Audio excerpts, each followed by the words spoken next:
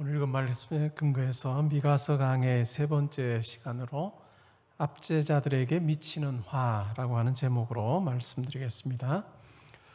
오늘 미가서 2장을 우리가 살피면서는 이 2장의 말씀의 의미가 무엇인지 먼저 우리가 살펴볼 것이고요. 그러니까 1차적 의미가 되겠죠. 그때 그 당시에 무엇을 의미하는 것이었는가라고 하는 것을 살피고 후반부에는 우리가 구약 성경을 항상 읽을 때마다 내 상황과 너무 다른데 내가 지금 살고 있는 공간적인 배경이나 시간적인 배경과 너무 동떨어져 있는 이와 같은 말씀을 어떻게 이해해야 되는가라고 하는 그런 궁금증이 생기는데 그 부분에 대해서 제가 조금 설명을 드리는 식으로 해서 말씀을 전하겠습니다. 2장 1절부터 5절에는 압제자들, 백성들을 압제하는 자들의 모습을 쭉 그리고 있고요. 그들에 대해서 하나님께서 심판하실 것이다 라고 하는 말씀을 하십니다. 그리고 6절부터 해서 11절까지는 하나님의 심판에 대한 그 경고의 메시지를 아주 싫어하는, 아주 듣기 싫어하는 그 같은 모습을 우리가 발견할 수 있고 12절부터 해서 13절에서는 심판 후에 하나님께서 회복하실 것에 대한 내용을 말씀하고 있습니다. 2장 1절부터 한번 보시면요. 그들이 침상에서 죄를 꾀하며 악을 꾸미고 날이 밝으면 그 손에 힘이 있으므로 그것을 행하는 자는 화 있을진저. 날이 밝으면 보통 재판의 자리에서 판결을 통해서 어떤 결론을 내죠. 힘이 있는 사람의 경우에는 자기가 원하는 것을 관철시킬 수 있는 그 같은 기회의 날이기도 합니다. 근데 낮에 이와 같은 일이 벌어지는데 낮에 이와 같은 일이 있기 전에 어떤 일이 있을까요? 1절 초반부에 보시면 그들이 침상에서 죄를 꾀하며 악을 꾸밉니다. 날이 밝으면 그 일을 행할 수 있도록 하기 위해서 밤에 이와 같은 일을 계획하는 거죠. 아무도 모르게 은밀하게. 어떻게 보면 낮과 밤이라고 하는 것이 굉장히 대조를 이룹니다. 낮은 어찌 보면 하나님께서 이스라엘 백성들에게 주신 그 율법을 잘 지켜 행하는 그와 같은 기회의 시간이어야 하는데 실질적으로 이와 같은 기회의 시간을 밤에 은밀한 어떤 죄를 계획하고 악을 꾸밈으로 말미암아 이 기회의 시간에 하나님께서 원하시는 대로 율법이 집행되지 않도록 하는 그 같은 일들이 일어나고 있음에 대해서 이야기를 합니다. 2절에 보시면요, 이 압제하는 자들의 그 죄의 모습을 이야기하는데 밭들을 탐하여 빼앗고 집들을 탐하여 차지하니 그들이 남자와 그의 집과 사람과 그의 산업을 강탈하도다. 이것이 압제자들의 지금 악행이죠. 2절에 밭들을 탐한다, 집들을 탐하여 차지한다 라고 하는 그 같은 이야기를 해요. 그리고 탐하여서 강탈하는 그런 부분에 대해서 쭉 이야기를 하고 있죠. 죄의 아주 뚜렷한 그 속성, 본성이 잘 드러나죠. 그게 뭐냐면 탐심입니다. 탐심. 10계명 중에서도 10번째 계명이 바로 내 이웃의 것을 탐내지 말라. 내 이웃의 아내나 뭐 남종이나 여종이나 가축이나 그 이웃에게 속한 모든 것, 어느 것도 탐내지 말라 이렇게 하나님께서 말씀하셨는데 이 탐심이라고 하는 것이 어찌 보면 죄의 쓴뿌리와 같다고도 볼 수 있는 거죠. 로마서 7장에서 바울이 자기가 사울일 때, 유대인으로 살 때, 그때 자기의 삶을 기독교인이 된 후에 이제 비추어 봐요. 돌아봅니다. 유대인으로 살면서는 그가 어떻게 생각해요? 나 율법의 의로는 완전한 자였다 이렇게 자랑을 했습니다. 나 흠이 없는 자였어요 이렇게 주장하면서 자기 의를 주장하며 그는 살았습니다. 근데 예수 그리스도를 만난 이후에 기독교인이 되고 나서 특별히 기독교인이 된다라고 하는 것은 뭘까요? 신약 성경에 보면 기독교인이 된다고 하는 것은 예레미야 31장에 하나님께서 주신 그 어떤 새 언약, 그 새 언약을 받는 백성이 된다라고 하는 것인데, 새 언약의 특징이 뭘까요? 새 언약의 특징은 굉장히 내면적인 것입니다. 하나님의 법을 우리의 마음에, 우리의 생각에 새겨주셔서 하나님의 법을 잘 따를 수 있도록 하는 그 어떤 하나님 백성 되게 해주겠다라고 하는 그 내용이 새 언약의 특징이죠. 그래서 우리가 예수를 그리스도로 고백할 때 우리 안에 일어나는 가장 큰 변화가 있다면, 히브리서에도 이야기하는 것처럼 우리의 양심이 깨끗해지는 것입니다. 우리의 마음이 깨끗해지고 실제로 악이 거하고 있는 우리의 내면이 성령을 통해서 깨끗해지는 경험을 하는 것입니다. 그렇게 해서 우리의 속사람이 새롭게 된 후에, 바울이 그 속사람이 새롭게 되는 걸 경험하고 나서 이전에 유대인으로 살았던 자기의 이전의 삶을 다시 재평가해 본 거예요. 육신의 것, 그냥 외적인 것 잘 지키면 된다라고 생각하며 살았던 자기의 삶이 예수 그리스도의 비달에 비춰보니까 이게 너무나도 엉망인 거죠. 근데 정말 내가 율법의 의로는 흠이 없는 자였습니다 라고 그렇게 주장하며 살았는데, 10계명에 비춰봐도 자기가 그렇지 못하다는 것을 알게 돼요. 몇 번째 계명에서 그걸 알게 될까요? 10번째 계명에서요. 탐내지 말라라고 하는 그 말씀 앞에 내가 그렇게 그대로 살지 못했다라고 하는 것을 그가 고백을 하고 있죠. 그래서 유대인으로 살았던 자기의 삶을 보면서 그리스도의 비달에 비춰볼 때 내가 정말로 죄인이었습니다라고 하는 고백을 바울이 하는 것을 우리 로마서 7장에서 보죠. 그만큼 탐심이라고 하는 것은 참 우리의 어떤 죄의 저변에 쫙 깔려 있는 것 같은 우리의 어떤 마음 상태라고 할 수 있습니다. 우리가 생활하면서도 그렇죠. 하나님 앞에서 우리가 범죄할 때 곰곰이 왜 내가 넘어졌는가, 왜 내가 실패했는가를 생각해 보면 우리 안에 있는 탐심이 우리를 사로잡을 때, 탐심이 우리를 사로잡을 때 하나님 앞에서 범죄하는 그런 모습을 발견하게 됩니다. 이 탐심이 지배할 때 이 압제자들이 했던 일을 보면요, 밭들을 탐하고 집들을 탐합니다. 그리고 다른 많은 것들을 강탈하는데, 여러분 밭들을 탐한다라고 하는 이 표현 속에서 혹시 어떤 사건이 기억이 나세요? 아합 왕과 이세벨이 누구의 포도원이죠? 나봇의 포도원인가요?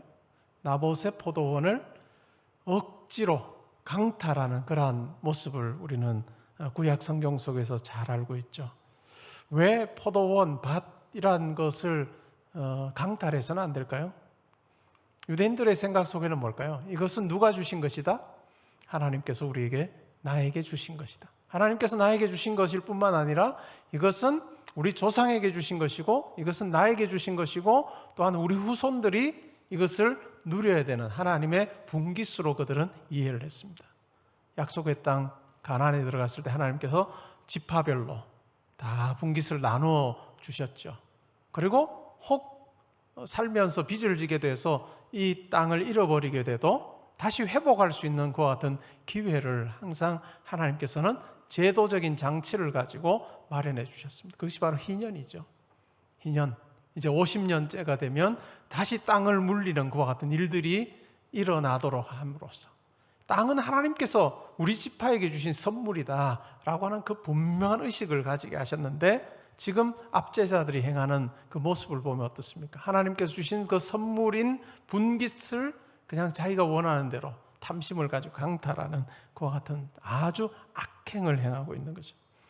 3절에 보시면요, 그러므로 여호와의 말씀에 내가 이 족속에게 재앙을 계획하나니 너희의 목이 이에서 벗어나지 못할 것이요 또한 교만하게 다니지 못할 것이라. 이는 재앙의 때임이라. 재앙이라고 하는 것을 이제 내리겠다라고 그렇게 말씀하십니다. 우리는 이것이 무엇인지를 잘 알고 있죠. 아수르에 의해서 이스라엘이 멸망하고 바벨론에 의해서 남유다가 멸망하는 같은, 하나님께서 그들을 심판하는 도구로 이방인들을 들어 사용하시는 그와 같은 것을 우리가 잘 알고 있습니다. 4절에 보시면 그때 너희를 조롱하는 시를 지으며 슬픈 노래를 불러 이르기를 우리가 온전히 망하게 되었도다. 그가 내 백성의 산업 분깃을 옮겨 내게서 떠나게 하시며 우리 밭을 나누어 패역자에게 주시는도다. 하나님께 주신 이 땅이라고 하는 이 선물을 탐심을 가지고 다른 사람의 것을 막 빼앗는 이와 같은 부정한 일들이 벌어질 때 결국 어떻게 하신다는 거죠? 하나님께서 그 땅을, 약속으로 주신 그 땅을 결국은 빼앗아서 이방인의 손에, 패역자에게 나누어 주는 그와 같은 일을 행하시겠다라고 그렇게 말씀을 하십니다. 그러므로 여호와의 회중에서 분깃에 줄을 댈 자가 너희 중에 하나도 없으리라. 분깃에 줄을 댄다라고 하는 어떤 사건을 이야기하는 걸까요? 여호수아가 가나안 땅을 정복하고 나서 하나님께서 여호수아에게 무엇을 시키십니까? 지파별로 이제 땅을 나누는 그 일을 하게 하십니다. 땅을 나누어주게 할 때 분깃에 줄을 대는 거죠. 어느 지파가 얼만큼 가지고 그 지파 안에서도 누구가 얼만큼 가지고 하는 그와 같은 일들을 땅 분배하는 그와 같은 일을 했는데 그것이 바로 분깃에 줄을 댄다라고 하는 표현이죠. 근데 이제는 분깃에 줄을 댈 자가 아무도 없게 하겠다라고 그렇게 말씀하십니다. 6절에 보시면요, 그들이 말하기를 너희는 예언하지 말라. 우리가 구약 성경을 읽을 때 이런 표현이 자주 등장함을 알고 있죠. 이사야나 호세아나 미가도 마찬가지고 하나님의 뜻을 받들어서 이렇게 계속 하다가는 멸망한다, 심판당한다, 심판받는다라고 이야기할 때 그렇게 말하지 말라. 항상 거짓 선지자가 또 있어요. 그렇게 말하지 말라. 아니면 하나님께서 나에게 계시를 주셨는데 내가 받은 계시는 그것과 다르다 이렇게 이야기하는 거짓 선지자들이 있습니다. 너희는 예언하지 말라 그렇게 말해요. 이것은 예언할 것이 아니거늘 욕하는 말을 그치지 아니한다. 하나님께서는 그렇게 멸망하지 않을 거다라고 하는 이야기를 하는 거예요. 너희 야곱의 족속아 어찌 이르기를 하나님의 영이 성급하시다 하겠느냐, 그의 행위가 이러하시다 하겠느냐, 나의 말이 정직하게 행하는 자에게 유익하지 아니하냐. 하나님께서는 그렇게 모질게 자기 백성을 심판하지 않으신다라고 하는 그와 같은 생각을 가지고 하나님의 심판의 그 경고 앞에서 자기 편한 대로 그렇게 해석하는 같은 태도에 대해서 이야기를 하는 거죠. 8절에 보시면 근래 내 백성이 원수같이 일어나서 전쟁을 피하여 평안히 지나가는 자들의 의복에서 겉옷을 벗기며 내 백성의 부녀들을 그들의 즐거운 집에서 쫓아내고 그들의 어린 자녀에게서 나의 영광을 영원히 빼앗는도다. 이것은 너희가 쉴 곳이 아니니 일어나 떠날지어다. 이는 그것이 이미 더러워졌음이니라. 그런즉 반드시 멸하리니 그 멸망이 크리라. 하나님께서 주신 약속의 땅이지만 그러나 하나님께 주신 선물임을 그들이 자각하지 못하고 탐심에 의해서 자기들이 원하는 대로 다른 사람의 것을 빼앗고 또 부정과 부패가 그 땅에 아주 횡행할 때에 하나님께서 결국은 심판을 하십니다. 너희가 쉴 곳이 아니다. 일어나 떠나라 라고 하시면서 그 땅에서, 더러워진 그 땅에서 그들을 쫓아내시는 그와 같은 일들을 실제로 행하십니다. 11절에 보시면요, 사람이 만일 허망하게 행하며 거짓말로 이르기를 내가 포도주와 독주에 대하여 내게 예언하리라 할 것 같으면 그 사람이 이 백성의 선지자가 되리로다. 하나님께서 멸망하신다는 그 이야기 하지 말고 독주와 아니면 포도주 너무 많이 먹어서는 안 된다라고 하는 그 정도의 예언을 한다면 우리가 그 사람의 말은 다 듣겠지만 하나님의 이 멸망이라고 하는 이 예언은 하지 말아달라라고 하는 그 같은 이야기입니다. 너무나도 자기 편한 대로 하나님에 대한 생각마저도 그렇게 가지고 있고 또 하나님의 심판에 대해서 엄중하게 받아들이지 아니하는 그와 같은 태도를 6절부터 11절에서 이야기합니다. 12절부터 13절에서는 이와 같은 심판 후의 회복에 대한 이야기를 하죠. 야곱아 내가 반드시 너희 무리를 다 모으며 내가 반드시 이스라엘의 남은 자를 모으고 그들을 한 처소에 두기를. 여기서 말하는 한 처소는 예루살렘을 의미하겠죠. 이제는 흩어진 이방 땅에 쫓겨서 살던 그들을 다시 모으고 예루살렘으로 모으는 것과 같은 일을 행할 텐데, 보스라의 양떼같이 하고, 여기서 보스라라고 하는 이 말은 좀 찾아봐도 잘 없어요. 그래서 영어 성경들이나 원문을 쭉 보니까 이런 의미로 이해하시면 좋겠어요. 울타리가 쳐져 있는 곳에 있는 양떼, 그러니까 울타리가 쳐진 곳에 있는 양떼같이 하며 초장의 양떼같이 하리니 사람들이 크게 떠들 것이며, 이 회복의 어떤 기쁨이나 이런 부분들에 대한 이야기를 합니다. 그리고 회복의 과정에 대해서 아주 생생하게 그리고 있죠. 13절에 보시면 길을 여는 자가 그들 앞에 올라가고 그들은 길을 열어 성문에 이르러서는 그리로 나아갈 것이며 그들의 왕이 앞서가며 여호와께서는 선두에 가시리로다. 이 회복하는 이 일에 하나님께서 선두에 서셔서 이스라엘 백성들을 다시 예루살렘 성으로 인도하실 것에 대한 아주 분명한 약속을 이야기하고 있습니다. 우리가 이스라엘의 역사를 보면서 하나님 앞에서 불순종하며 범죄하며 사는 이스라엘 백성들을 하나님께서는 그냥 가만히 두지 않으셨다는 것을 우리는 기억할 필요가 있습니다. 하나님께 참 사랑하는 백성이지만 하나님의 뜻에 불순종하고 또 선지자들을 통해서 여러 차례 경고의 메시지를 전하셨을 때 그 말씀을 받아들이지 않을 때 결국 그들은 하나님께서 이방인들을 들어 사용하는 이 심판의 채찍을 이스라엘 백성들이 맞았다는 것, 우리가 기억할 필요가 있습니다. 그러나 하나님의 일하심은 거기서 끝나는 게 아니었고 언약 백성인 이스라엘을 다시 회복시키시는 것 같은 놀라운 끝까지의 사랑을 보여주셨다라고 하는 것을 우리가 기억할 필요가 있습니다. 우리가 이 본문을 어떻게 이해하면 좋을까요? 우리가 성경 읽으면서 아니면 주보에 있는 그 제목을 보시면서 압제자들에게 미치는 화. 하나님 저 압제자 아닌데요? 뭐 이렇게 우리가 1차적으로 반응할 수 있는, 저 압제자로 살지 않아요 라고 우리가 반응할 수 있는 2021년 한국에서 신앙생활하는 우리, 그리고 기원전 만 7세기인가요? 7세기에 유대 땅에서 신앙생활했던 이스라엘 백성들하고 우리는 뭐 공간적으로 뿐만 아니라 시간적으로 정말 멀리 떨어져 있습니다. 하나님께서는 이스라엘 백성들에게는 그 땅을 주셨고 그 땅을 또한 선물로 주셨고 그 땅을 조상에게서 받은 그 땅을 후손들이 대대로 그냥 간직하면서 살게 하셨던 그와 같은 약속의 땅의 시스템 가운데 그들이 살았습니다. 그런데 오늘날은 어떤가요? 오늘날 우리는 대한민국은 자본주의 사회라고 하는 이 사회 속에서 살아요. 그러니까 지금의 어떤 경제 시스템이나 이런 것도 너무너무 다른 거죠. 너무너무 다른 이러한 상황 속에서 우리가 이 말씀을 어떻게 이해해야 될까라고 하는 고민을 가지게 됩니다.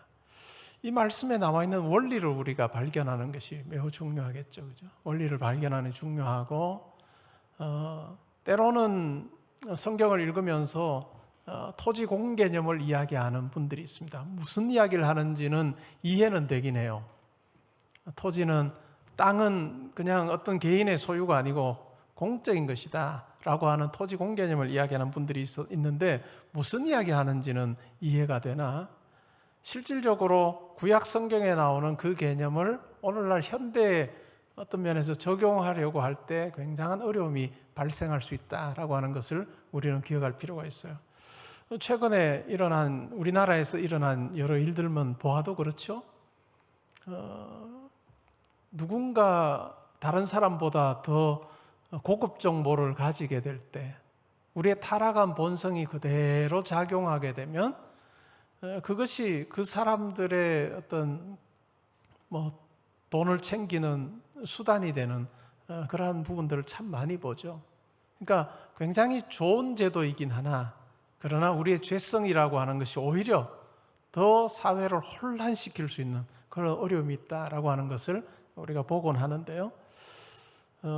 신약의 성도와 구약의 성도 어떤 차이가 있을까요? 믿음의 내용도 참 많이 다른 것 같아요. 믿음의 내용도, 삶의 그 방식도 달랐고, 또 하나님으로부터 받은 것도 달랐을 뿐만 아니라 믿는 내용도 참 많이 달랐습니다. 구약의 성도들은 어떨까요? 여러분들이 구약 성경 쭉 읽으시면서 죽고 나면 어떻게 된다고 이야기하던가요? 죽고 나면, 구약의 성도들은 죽으면 어떻게 된다고 생각하며 살았을까요? 죽고 나면 구원받는다? 죽고 나면 부활한다? 뭐 이런 생각이 있었을까요? 죽고 나면 하나님 나라 간다? 이런 생각이 구약의 성도들에게는 없습니다. 신약의 성도들에게 부활이라고 하는 개념 자체가 아주 선명하죠. 이 미가서가 기록될 그 시기만 해도 유대인들에게 죽고 나서 부활한다 이런 개념 자체가 거의 없었어요.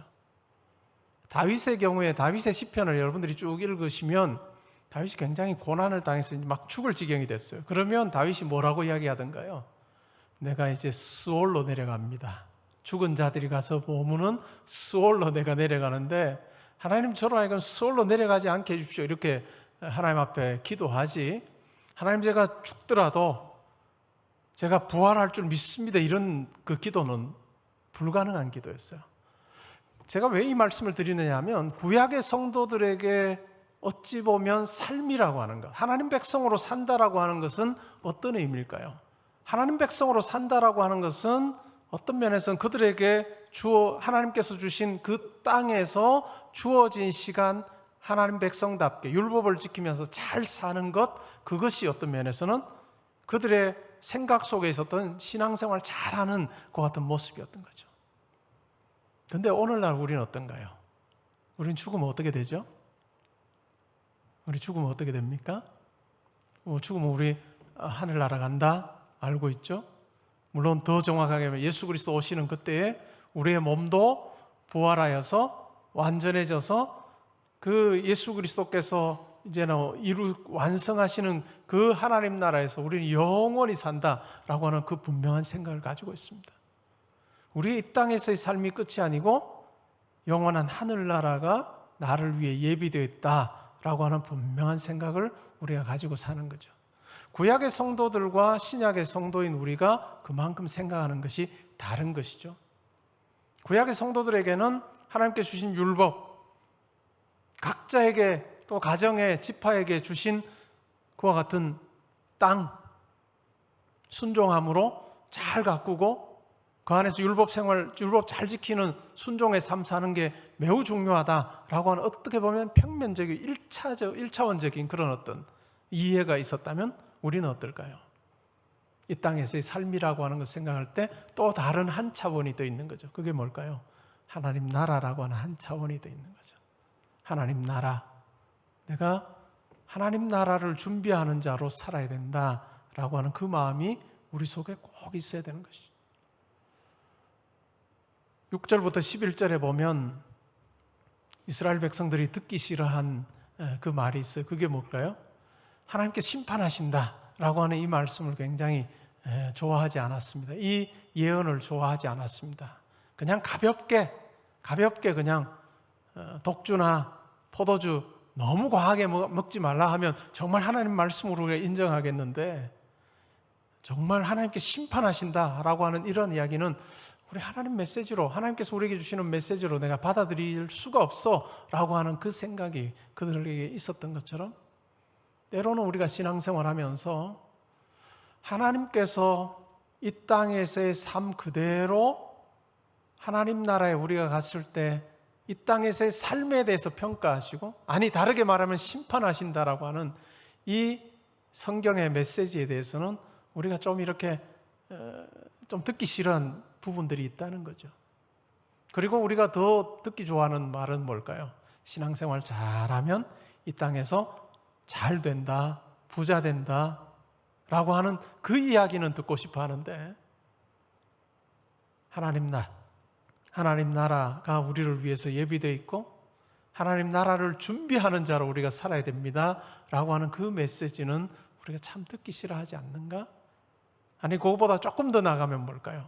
우리가 이 세상에 살면서 하나님께서 우리에게 허락해 주신 것을 정말 잘 사용할 줄 아는 옳은 선택하면서 사는 삶이어야 된다라고 하는 이 성경의 말씀 앞에 우리가 얼마나 정말로 순종함으로 온 마음 다하여서 잘 들으면서 또한 반응하며 살고 있는가라고 하는 부분에 대해서 우리가 한번 생각해 보면 좋겠습니다. 오늘날 온 세계를 다 뒤덮고 있는 그 같은 6절부터 11절에 나타나는 이와 같은 왜곡된 어떤 복음의 이 현상 어떤 것일까요? 그냥 현세적인 복입니다. 현세적인 복. 내가 신앙생활 잘하면 건강한 거고 내가 신앙생활 잘하면 물질의 축복받는 거고 내가 신앙생활 잘하면 자자손손 다 잘 돼 라고 하는 아주 현세적인 이 세상이 전부처럼 돼버린 그런 어떤 우리의 생각, 그 다음에 하나님 나라 주어지면 좋은 거고 지옥 가는 것보단 더 거기 가는 게 더 나아 보이고 라고 하는 그 마음으로 혹시 우리가 살고 있지 않은가? 여러분 과연 하나님 나라 소망하는 자로 살고 계시나요? 여러분의 시간을, 여러분의 재능을, 여러분의 물질을 그 하나님 나라에 합당한 자답게 잘 사용해서 예수님께서 하신 말씀처럼 천국의 보화를 쌓는 자답게 정말 잘 살고 있는가? 우리가 하나님 나라 가면 하나님께서 우리가 이 땅에서 수고하고 애쓴 것대로 하나님께서 갚아주실 것입니다. 상급을 주실 거예요. 우리가 이 땅에 살면서 우리가 바라는 대로 얻지 못한다 할지라도 하나님께서 우리에게 분명히 약속하신 하나님 나라에서의 그 상급을 우리가 바라는 자로 살면 좋겠습니다. 때로 우리가 오해하는 것 중에 하나가 이러한 부분이에요. 우리가 이 땅에 있으면서 예수를 그리스도로 믿으면 그 믿음이라고 하는 것 그 하나로 하나님께서 우리의 삶을 평가하실 때 다른 요소는 하나도 고려하지 않으신다라고 하는 그와 같은 생각이 우리 속에도 있습니다. 그런데 그것은 성경이 말하는 것이 아닙니다. 이 땅에 살면서 가장 중요한 선택, 예수를 그리스도로 우리가 믿으며 살았느냐라고 하는 것 가장 중요한 선택이죠.